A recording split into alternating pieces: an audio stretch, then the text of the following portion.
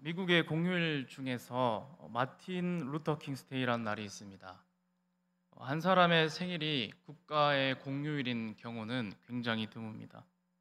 우리나라 같은 경우는 개인의 생일을 공휴일로 지정하지 않았습니다. 그런데 미국에는 그 공휴일로 지정한 사람이 2명이나 있습니다. 한 사람은 그 미국의 초대 대통령인 워싱턴 대통령의 생일을 국가 공휴일로 지정했고, 또 한 사람이 바로 마틴 루터 킹 목사님입니다. 매년 1월 셋째 주 월요일 날 공휴일로 지키고 있습니다. 여러분, 마틴 루터 킹 목사님은 35살에 노벨 평화상을 받기도 했고, 그만큼 이 목사님의 행적이 높이 평가되고 있는 그런 증거로 볼 수가 있습니다.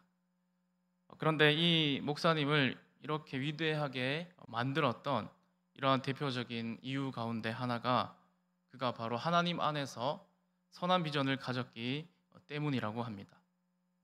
여러분, 1963년에 워싱턴에서 했던 그 연설에 이 목사님의 생각과 또 그의 사상이 잘 드러나 있습니다.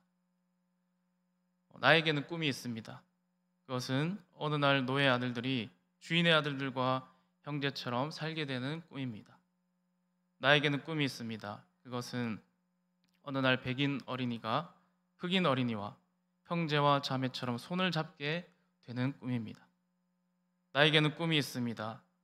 그것은 어느 날 모든 계곡이 높이 솟아오르고 모든 언덕과 산은 낮아지며 거친 곳은 평평해지고 굽은 곳은 곧게 펴지고 하나님의 영광이 나타나 모든 사람들이 함께 그 광경을 지켜보는 꿈입니다.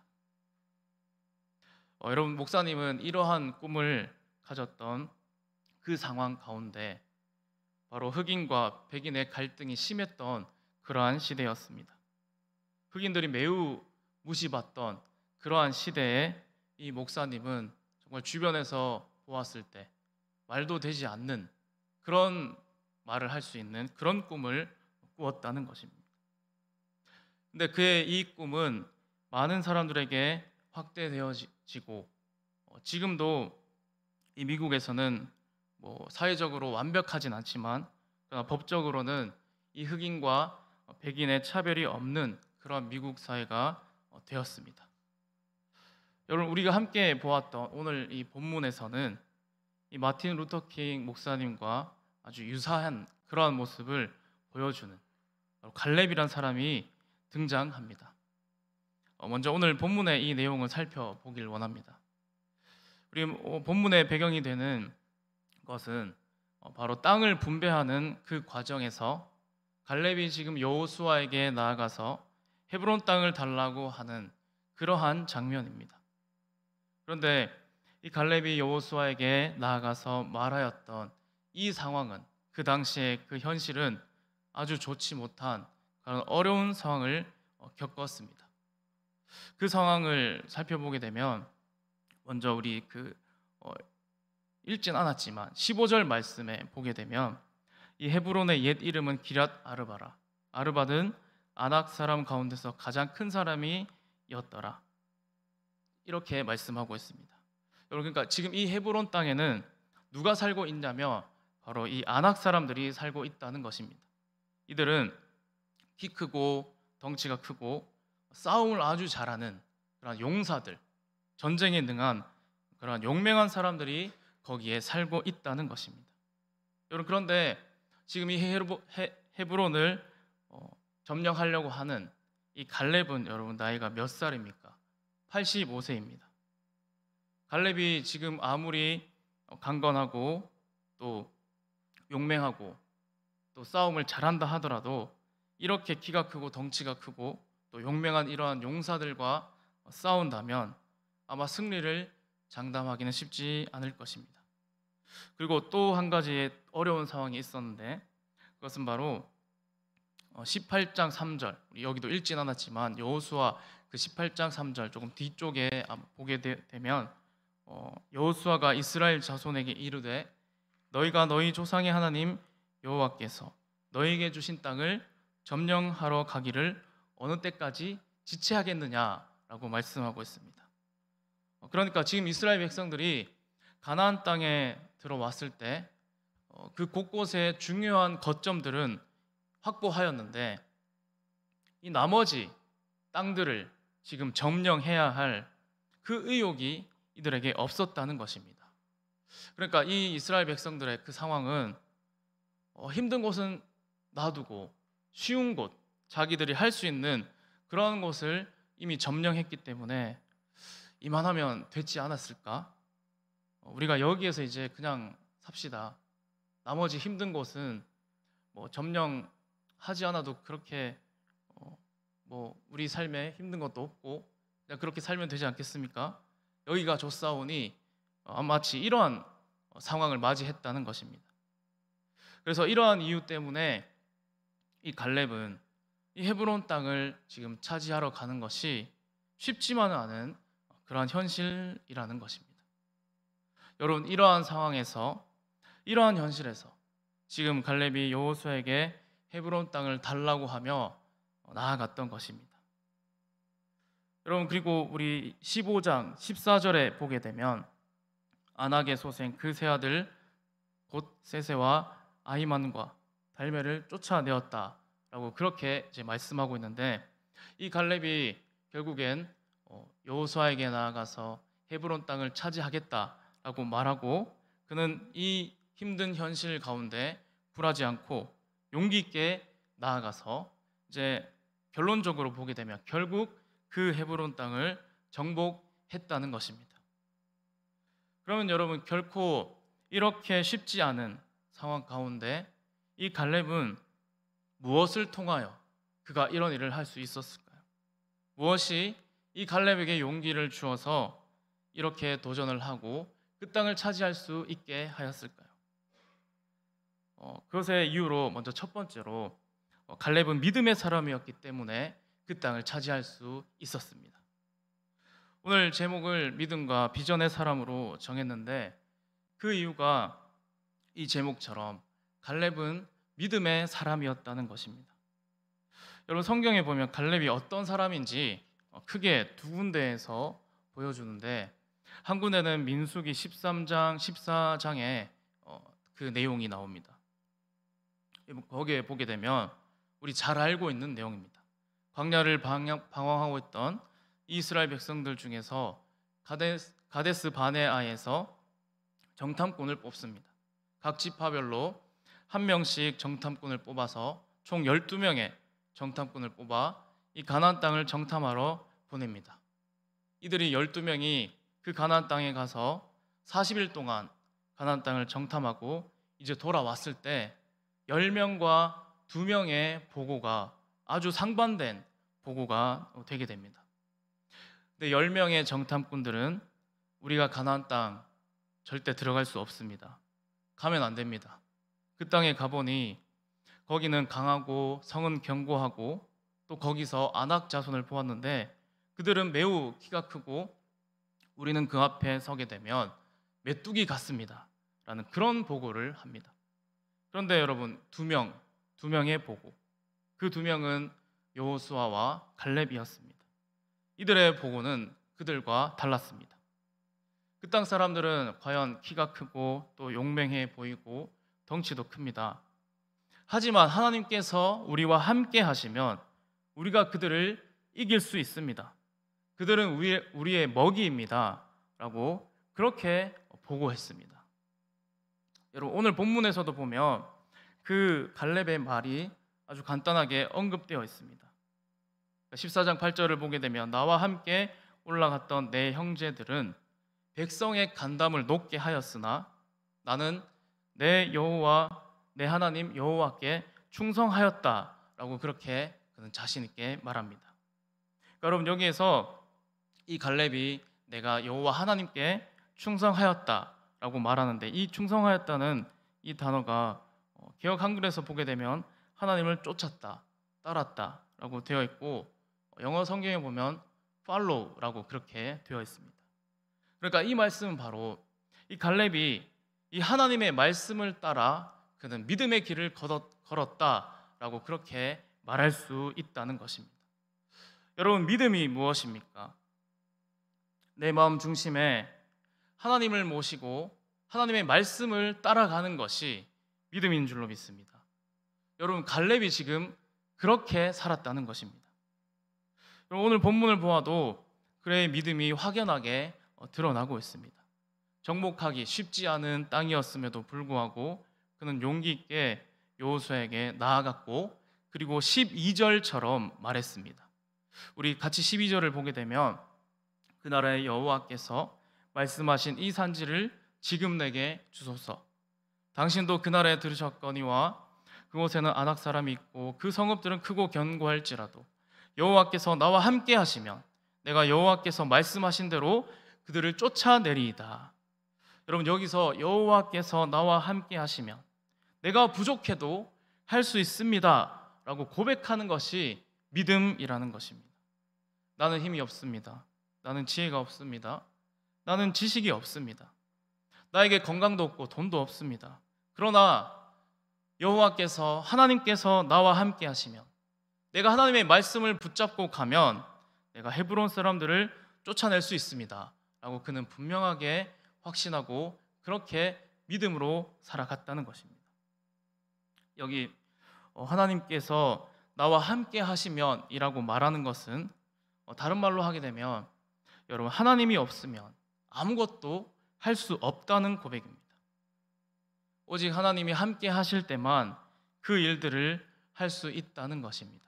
그래서 이 고백은 바로 하나님에 대한 믿음의 고백, 그리고 내 모든 삶을 드리는 그러한 의탁의 고백이라 할 수 있습니다. 갈렙은 이 헤브론 땅을 정복하는 것이 군사력으로, 또 자신의 지략으로, 또 사람의 수가 많음으로 되지 않는다는 것을 그는 알고 있었습니다. 오직 하나의 방법이 있다면 바로 하나님께서 도우시면 된다는 것, 하나님이 나와 함께 하시면 된다는 것입니다. 바로 그것을 붙잡았는데 바로 그것이 믿음이라는 것입니다.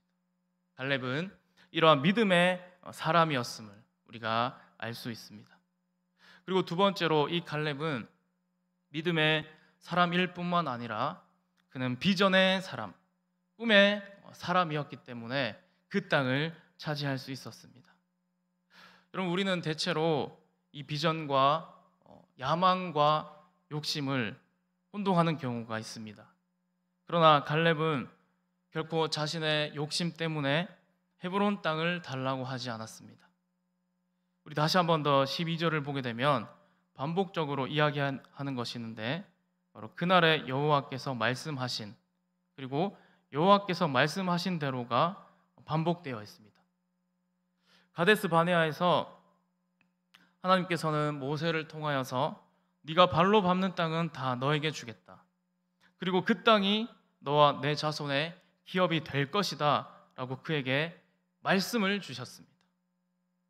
그리고 그는 자신의 생애에 하나님의 말씀과 또 하나님의 비전이 이루어질 것이라는 그러한 굳건한 믿음이 그에게 있었습니다.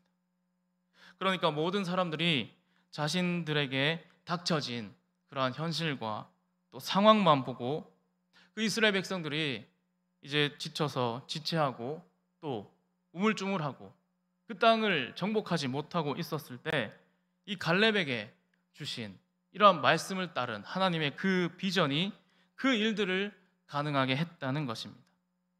결국 이 갈렙의 생애에 두드러진 그러한 특징을 아마 말씀드리자면 하나님께 대한 철저한 믿음과 신뢰였고, 또 한 가지는 그에게 비전이 있었다는 것입니다. 여러분, 우리의 인생에 이 남은 날들을 하나님이 주시는 그런 비전을 가지고 우리도 살아야 할 줄로 믿습니다. 여러분들에게 비전이 있으십니까? 여러분에게 하나님께서 주신 그러한 꿈이 여러분 있습니까? 올 한 해 여러분이 꿈꾸고 생각하시는 것이 있습니까?